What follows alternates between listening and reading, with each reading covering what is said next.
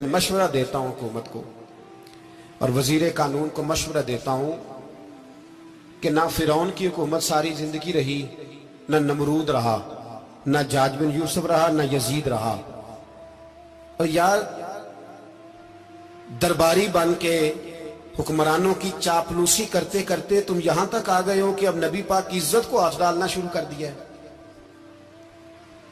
और आप यकीन करें सियासी जमातों का इतना बुरा हाल है कि इनके लीडर के बारे में कोई बात करे तो पागल हो जाते हैं ये एहतजाज कर करके।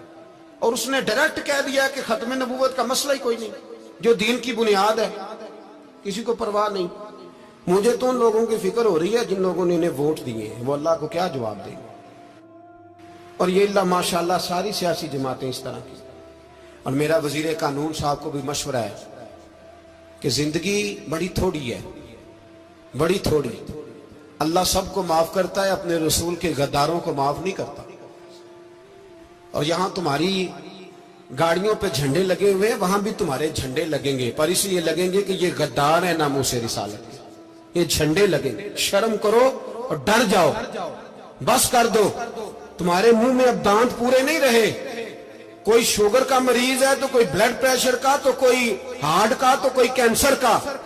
शर्म करो और अपनी कब्र की भी थोड़ी सी फिक्र करो। बताओ पाकिस्तान के कितने सदर गुजरे, वजीर आजम गुजरे, तो उनकी कब्रें कहां हैं? कोई जाता है उनकी कब्रों पे? किसी को खबर है? क्यों अपने लिए जहन्नम इकट्ठी करते? सारा कुछ दुनियादारी रह गई है, सारा कुछ सिर्फ यही रह गया। हजरत अबू बकर सरदार थे, हजरत उमर सरदार थे कबीले, हजरत उस्मान सरदार थे। उन्होंने सरदारियों को ठोकर मार के रसूलुल्लाह के कदमों में बैठना पसंद किया। सरदारियां छोड़ के गुलाम बन गए। तुम सरदारियां बचाने के लिए रसूलुल्लाह की गद्दारी करते हो, शर्म नहीं आती। और काम शिकवा है मुझे इन लोगों से जो मौलवी तो कह देते हैं तू सियासत न कर, और किसी सियासतदान को मना नहीं करते कि जब तुझे सूरत फातिहा भी नहीं आती तो तुझे किसने इजाजत दी है इतनी बड़ी बात। और मैंने पिछले से पिछले जुम्मे भी कहा था, फिर कहता हूं और ऑन दी रिकॉर्ड कहता हूं, मरज़ई कल भी काफिर थे, आज भी काफिर और कयामत तक। और जो उनके कुफर में शक करे वो भी, और पक्का बेईमान है, काफिर है। वो वजीर कानून हो या सूबाई हो या विफाकी हो, मन शक्का फी कुफर ही फकत कफर। जो मरज़ई के कुफर में शक करे वो भी काफिर है। हमारे रसूल आखिरी रसूल है। हम किसी को ये इजाजत नहीं देंगे कि वो खत्म नबूवत में रखड़ा डालने की कोशिश करे। हम किसी को ये इजाजत है। और तुमने कौम को लूटा, लूटते रहो, अब ईमान पे डाके तो ना डालो। तुम्हें दौलत लूट के पेट नहीं भरा, अब ईमान लूटना शुरू कर लिया। तुम्हारा फैक्ट्रियां लूटकर, कौमी खजाना लूटकर पेट नहीं भरा। भाई मानो अब दीन बेचकर अपनी हुकूमतें पक्की करोगे। और वो लोग भी तैयार हो जाएं जो इन बेईमानों को मुंतखब करते हैं, उनसे भी सवाल करेगा खत्म नबूवत का मौजू क़यामत के दिन कि तुम बताओ। इनको सपोर्ट करते थे जो रसूलुल्लाह सल्लल्लाहु अलैहि वसल्लम के बाद भी किसी नबी को नबी मानना दुरुस्त जानते थे। शर्म आनी चाहिए, ख्याल होना चाहिए। और मैंने कहा कि हमारा दिल नहीं चाहता, आप यकीन करें, हमें शौक है जुलूस निकालने का, तुम्हारे खिलाफ बातें करने का। तुमने रोज थर्मामीटर निकाला होता है, चेक करते हो कि ईमान कितना है कितना नहीं है।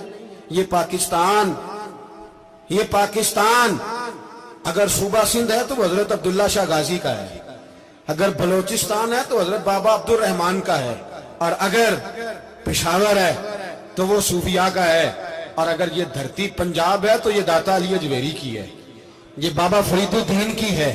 इसमें किसी गद्दार को कब्जा करने की इजाजत बिल्कुल नहीं मिलेगी। और हम वो लोग भी नहीं जो चुप करके अंदर सोते रहे, कौम जो करती है करती रहे, हमें परवाह नहीं। ना, ऐसी कोई बात नहीं। कोई बंदा ना समझे कि इन्हें होश नहीं, इन्हें पता नहीं, हमें सारा कुछ ही आता है। फिर अगर कल को कोई मुमताज कादरी पैदा हो गया तो शिकवा ना करना। कल को कोई फिर से आमर चीमा निकल आया तो शिकायत ना करना, याद रखना।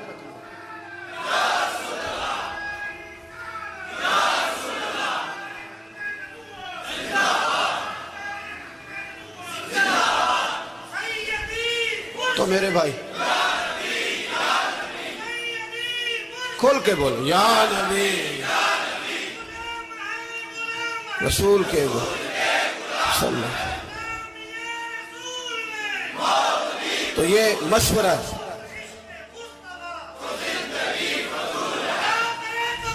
جزاک اللہ۔ تو یہ تمہیں مشورہ ہے،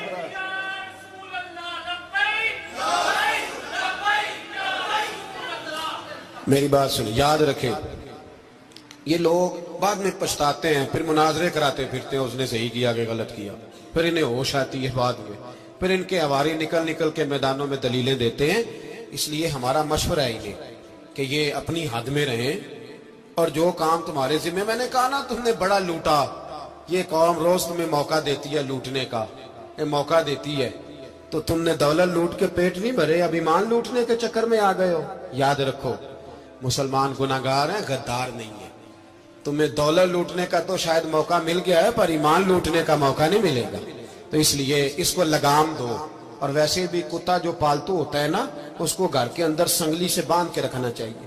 یہ تمہارے بوٹ چاٹتے ہیں، بھونکتے ہیں، تمہارے حق میں وزارتیں لیتے ہیں، ہم نے تو کوئی وزارت نہیں لی تم سے، اور نہ ہمیں شوق ہے، اس لیے کہ ممبری کیا کرنی ہے جس کو ممبر رسول عطا کر دیا جائے، اس نے کیا کرنی ہے یہ ممبریاں، اس کو پکا پکا ممبر رسول دے دیا جائے، تو اس لیے اس سے باہر آؤ۔ میں نے کہا بڑے بڑے نمرود، فرعون، قارون دفن ہے، تمہارا بھی نام تک نہیں ہوگا، بالکل نام نہیں ہوگا۔ اس لیے ہمارا مشورہ، اور آپ لوگ بھی آئے نا یہ اگلے سال، تو ان کو کھڑا کر کے پوچھ لینا، اسلامی جمہوریہ پاکستان کا تم نے ایم نے بننا ہے، پہلا کلمہ ہی صحیح سنا دو، چلو خدا کا واسطہ یہی بتا دو کہ تمہیں نماز بھی ڈھب سے آتی ہے کہ نہیں، اور آپ کی موج ہے، آپ بٹھا لیتے ہیں سر پہ، کیا کریں، سمجھانے والے مفت گناہگار ہو گئے اور بہکانے والے سب تمہارے یار ہو گئے۔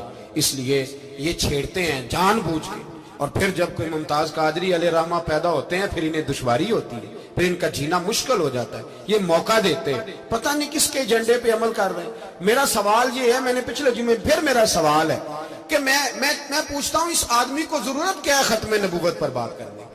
جب امت مسلمہ کے متفقہ فیصلہ ہے کہ مرزائی کافر، اسمبلی نے بل پاس کر دیا کہ مرزائی، ان کو اقلیت قرار دے دیا، اور جب سے وہ اقلیت بنے، نہ ہم نے ان کی عبادت گاہ جلائی، نہ ہم نے ان کو قبروں سے نکالا، نہ ہم نے، بس ٹھیک ہے جیسے عیسائی رہتے ہیں، یہودی سے کس ملک میں رہتے ہیں وہ بھی رہے، اقلیت بن کرے، کوئی پر تم انہیں کھینچ کھونچ کے کیوں قریب کرتے ہو؟ تمہارا کیا جرانہ ہے ان کے ساتھ؟ بتاؤ تو صحیح۔